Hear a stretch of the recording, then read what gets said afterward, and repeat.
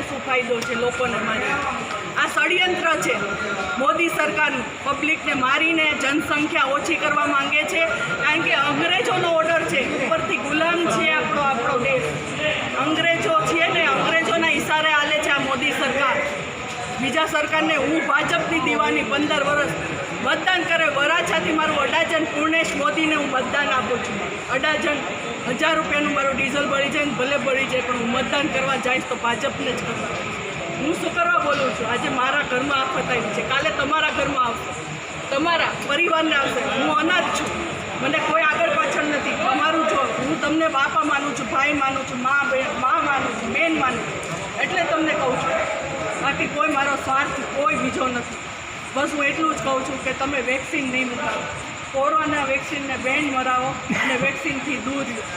અને જે વ્યક્તિને આવું થયું છે, કોરોના વેક્સિન થયું છે અને આ કોરોના વેક્સિન મુકાવ્યા પછી કોરોના પોઝિટિવ આવ્યું છે, એને હું કહેવા માગું છું, કાલ સવારે વરાછા પોલીસ સ્ટેશને આવે મારી સાથે.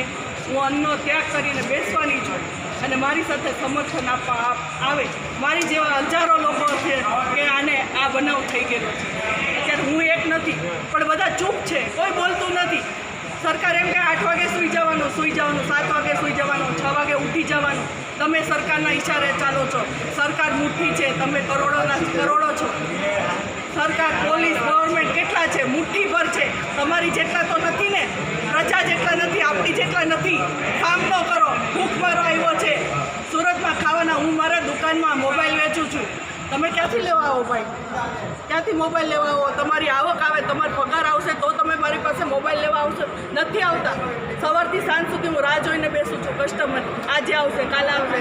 હું લોકડાઉન પહેલાં રોજના 15 ફોન વેચતી હતી, 15 મોબાઈલ મારા શોપમાં પર ડે.